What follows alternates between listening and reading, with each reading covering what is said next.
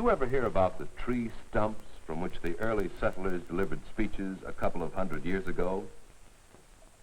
Well, we had that in mind when some of the young fellows in my neighborhood asked me to help them form a speech club. So we called it the Stump Speakers Society. Now, of course, as a lawyer, I've done a great deal of public speaking. But did you ever consider how many jobs depend on your ability to express yourself to a group of people? Whether it's the foreman on a project, or a judge on the bench,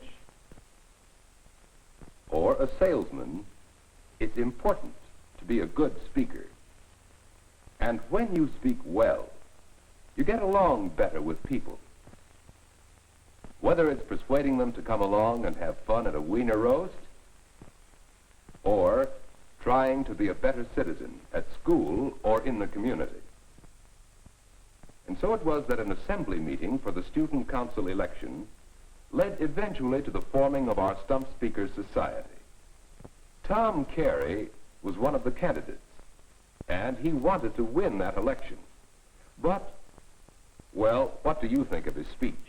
And if I'm elected, and I hope I will be, I promise you that the Student Council will investigate the possibilities of staggering the lunch hour to reduce congestion and crowding.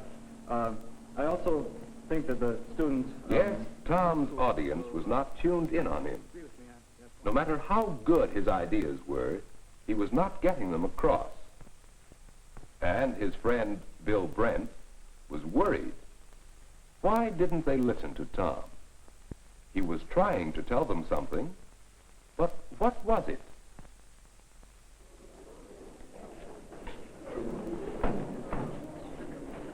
Hey, Bill. You fella don't catch your mirrors belong to me, fella. Your ears belong to big fella crowd. What'd you say? Didn't you understand my pidgin English? No. I was trying to get across the idea that you weren't getting any ideas across to the gang in there. It sounded interesting, but did you hear what Tom said? It sounded like a lot of dull talk to me.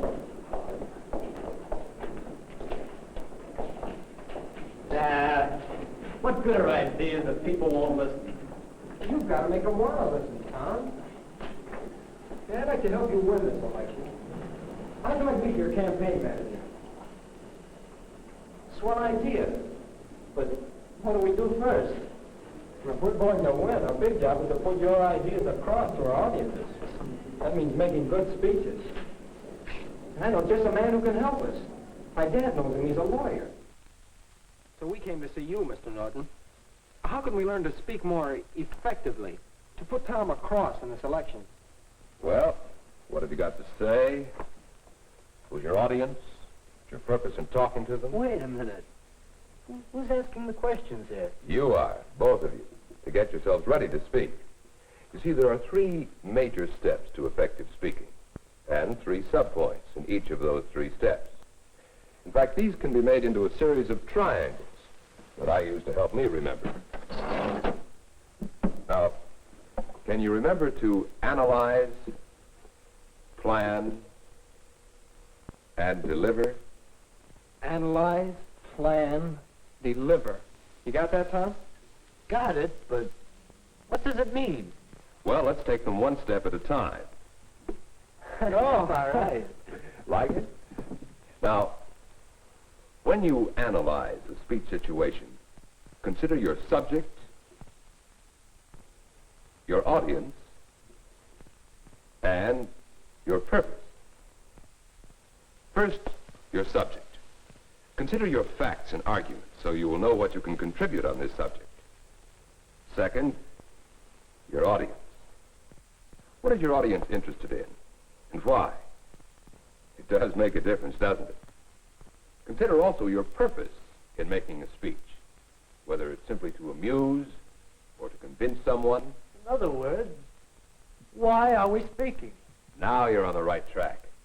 Well, that certainly seems to cover the analyze part of it, Mr. Norton. Well, what's the next basic step? Well, after analyze comes plan.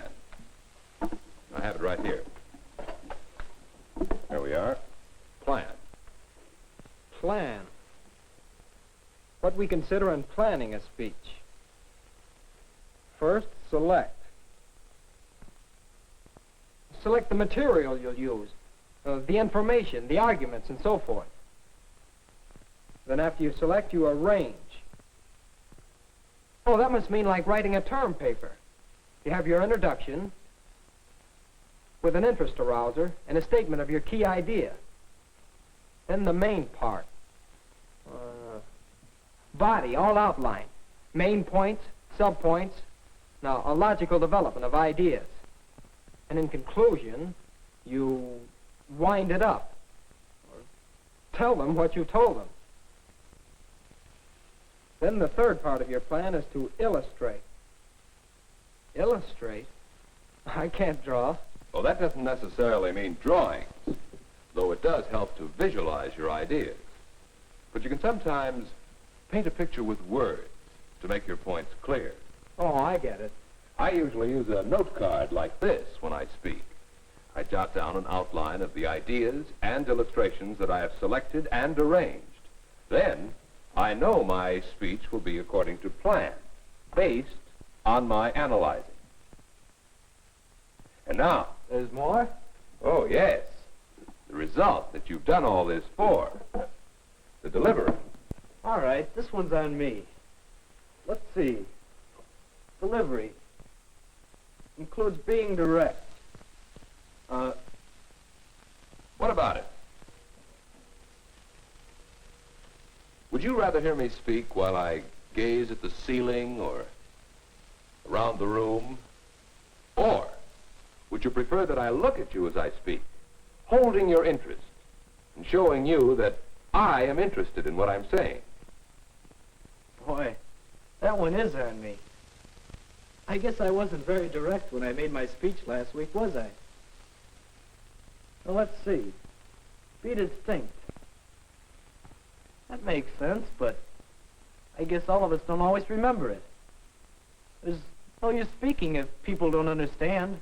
That's it. Open your mouth. Wake up your speech muscles. Improve your enunciation. Yeah. Well, let's see. Be lively. You mean dance around? Well, not exactly, but I put it up to you. Should I speak with a fixed expression and stance, or should my gestures and facial expression be lively to hold your interest and emphasize what I'm saying? Should my voice be lively too, changing in loudness and in emphasis? Yeah, I guess we have been sort of lazy mouth lively in our speaking. And I can see that it's better speaking to be distinct. Yes, you've done a lot of work. Now, top it off with a good delivery. I can see there's a lot to be learned. A lot. In fact, we ought to line up some of the others, learn some of this speaking, and really put this election over. That's all right. But the speaking business, that'll be important long after the election's forgotten. And Mr. Norton, if we get together to form a speech club, will you help out? Be our advisor? Well, that was the start of our speech club, the Stump Speakers Society. We agreed that there were many good books to study together, and we could learn by examining good speakers in action, in person, in films, and on the radio. And Bill and the other fellows in the club are developing effective speaking techniques. As they go on through school and out into life, they'll find many occasions when the ability to express themselves will be a real asset. They'll find that these principles of public speaking are good guides. Analyze your subject, your audience, and your purpose.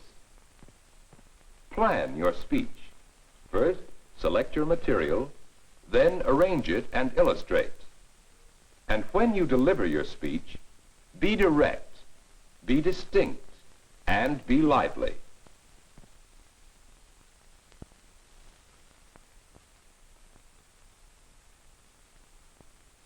Whether Tom wins the election or not, he and the others are learning the power and personal development that comes when one is able to express oneself to a group of people. Tom still has much to learn, but he's on his way to a better social life, better school life, and better business life with effective speaking.